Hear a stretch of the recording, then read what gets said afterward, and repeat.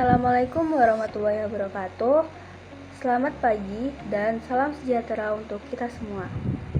Kami dari kelompok 1 kelas Bahasa Indonesia 50 beranggotakan Siwi Retno Dwipa Lutfi dengan NRP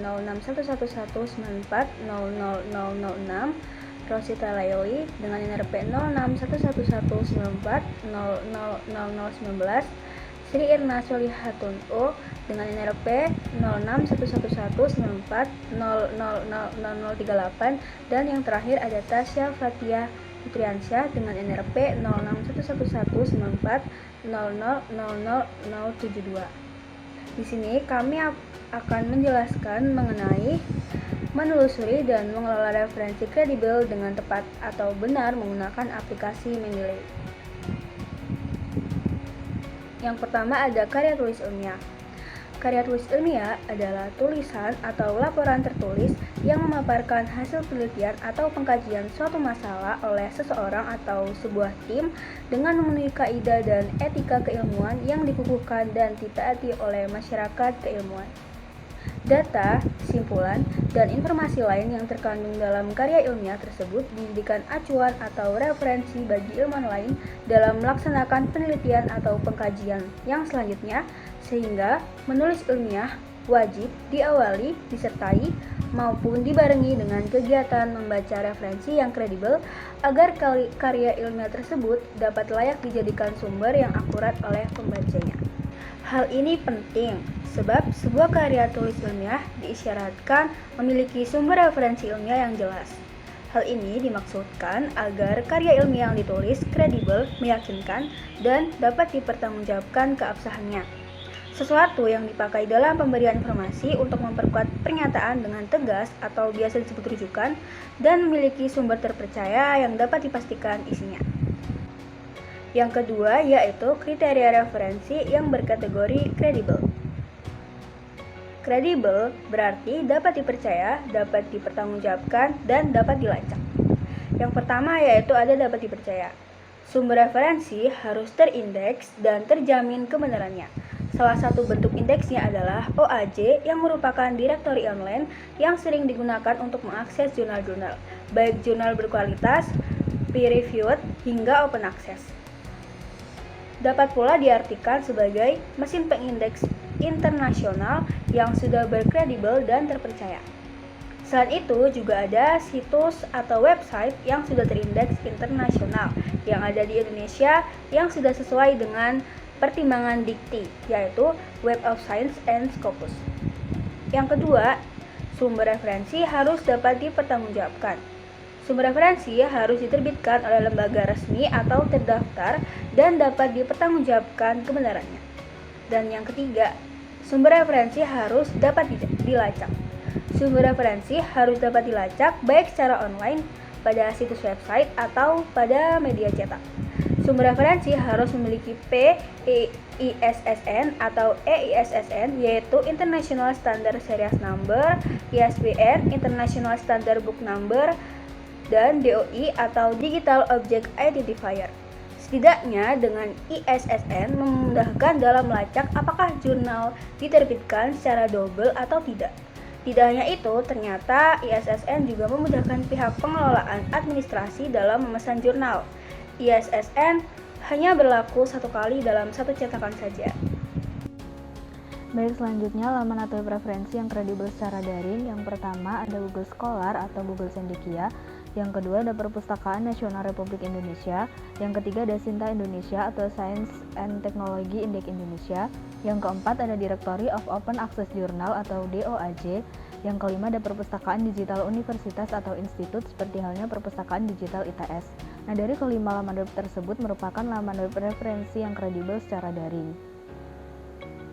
Baik, selanjutnya cara menelusuri referensi yang kredibel secara daring.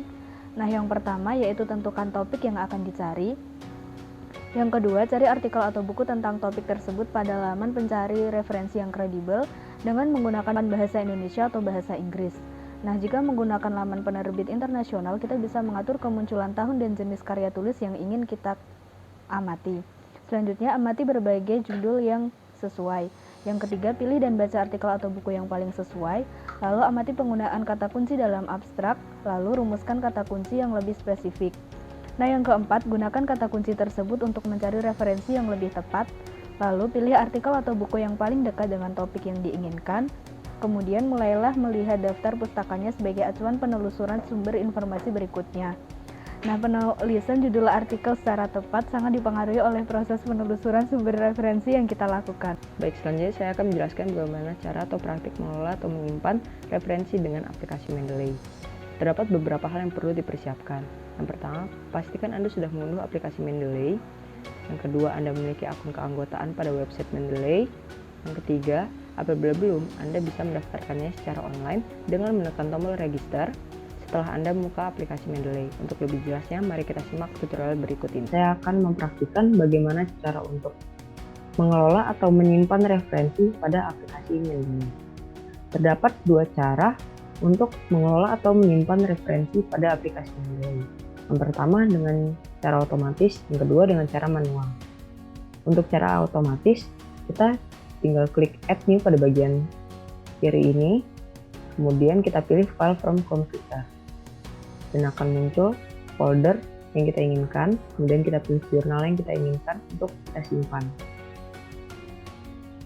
Setelah itu akan diupload, kemudian apabila sudah terupload akan muncul seperti pada berikut ini. Apabila kita klik sekali akan muncul info, di mana di sini terdapat judul yaitu pelatihan manajemen referensi, strategi menghindari aksi plagiarisme di kalangan mahasiswa menggunakan Zotero. Dan ini kita bisa melihat siapa penulisnya dan pada tanggal dan bulan berapa jurnal tersebut terupload. Selain itu juga kita bisa melihat abstrak pada jurnal tersebut.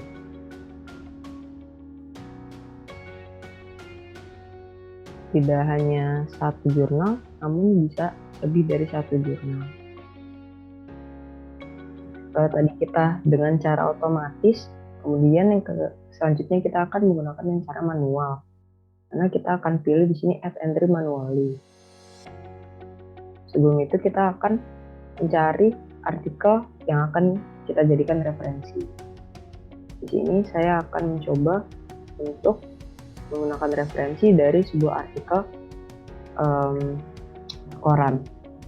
Jadi kita add entry manually, kemudian kita pilih reference type-nya adalah newspaper artikel. Kemudian kita input, kita masukkan judulnya, lalu kita masukkan autornya, yaitu Justinus Mario Damar.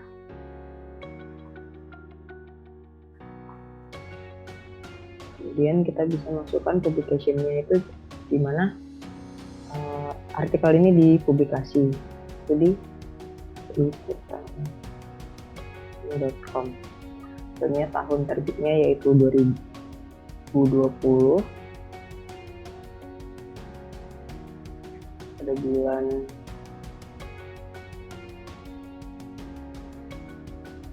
dan kita juga selanjutnya kita bisa masukkan abstraknya.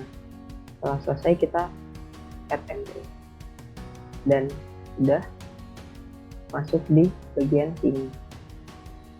Selain dari paper artikel atau artikel koran, kita juga bisa menambahkan atau menyimpan referensi dari sebuah artikel jurnal.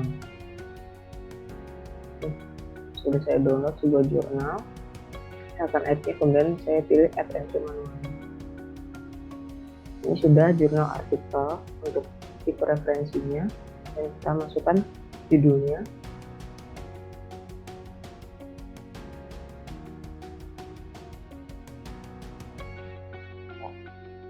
Kemudian kita masukkan penulisnya, yaitu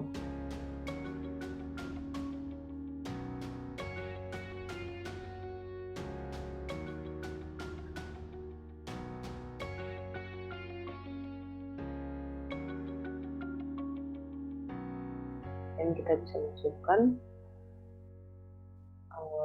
tahun terbitnya, yaitu tahun 2020 dan halaman yaitu 126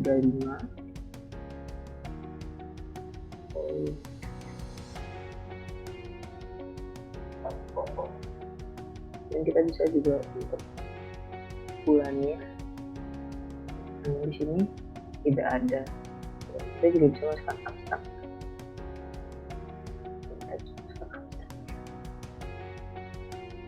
Dan kita add entry dan sudah masuk di sini.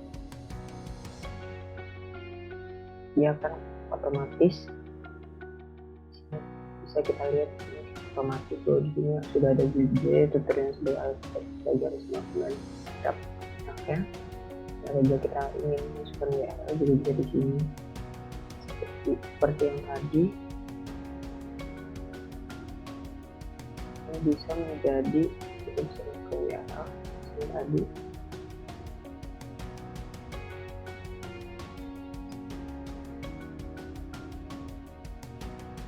Oke, itu sekian dari penjelasan dari saya mengenai praktik atau cara mengelola atau menyimpan referensi pada aplikasi Mendeley. Baik, selanjutnya kita akan membahas mengenai penggunaan Mendeley untuk penulis sumber kutipan dan daftar pustaka di Microsoft Word. Oke, yang pertama kita membahas dulu mengenai kutipan. Adapun langkah-langkah untuk menulis kutipan dengan aplikasi Mendeley yaitu sebagai berikut. Yang pertama, pastikan kita telah menginstal aplikasi Mendeley. Yang kedua, kita hubungkan aplikasi Mendeley tersebut dengan Microsoft Word yang kita miliki. Caranya itu yaitu dengan kita klik install Mendeley site for Microsoft Word pada bagian tools. Kemudian kita ikuti beberapa langkahnya untuk menghubungkan Mendeley terhadap Microsoft Word. Kita juga bisa memastikan dengan membuka aplikasi Microsoft Word, kemudian di bagian reference pastikan udah ada Mendeley site di situ. Kemudian langkah berikutnya kita siapkan jurnal-jurnal yang telah kita pakai untuk citasi dalam karya tulis kita. Kemudian kita mempersiapkan dokumen karya tulis kita dalam format Word dan arahkan kursor ke akhir kalimat yang merupakan hasil citasi yang kita buat. Kemudian kita klik panel bagian referensi dan kemudian kita cari Mendeley site. Selanjutnya kita pilih referensi yang sesuai sebelumnya. Kemudian klik centang jurnal atau artikel jurnal yang sesuai pada citasinya. Kemudian kita klik insert one citation. Ketika kita sudah klik tombol tersebut, di Word-nya sudah langsung muncul untuk citasi yang sesuai. Kemudian kita akan membahas mengenai daftar pustaka. Dalam menulis daftar pustaka ini sebenarnya cukup mudah, namun ada satu hal penting yang harus dicermati, yaitu kita harus membuat citasi terlebih dahulu. Kita harus mempersiapkan semua citasi-citasi yang ada, jangan sampai ada satupun yang terlewat. Kemudian kita hanya memerlukan sekitar 2 langkah untuk membuat daftar pustaka. Yang pertama, kita siapkan lembar kosong atau halaman kosong pada Microsoft Word. Kemudian kita klik bagian Mendeley site, kemudian kita klik more dan kita klik tombol bibliograph. Nah, di situ kita klik saja bibliograph, kemudian langsung muncul semua daftar pustaka yang telah kita gunakan. Ingat, di sini tuh daftar pustaka tersebut tergantung pada hasil citasi yang kita input. Seperti itu saja video tutorialnya, semoga mudah dipahami dan kita semua bisa menggunakan Mendeley sebaik-baiknya. Sekian presentasi dari kelompok 1 mengenai tugas 2 ini. Ada kurang dan lebihnya mohon maaf. Wassalamualaikum warahmatullahi wabarakatuh.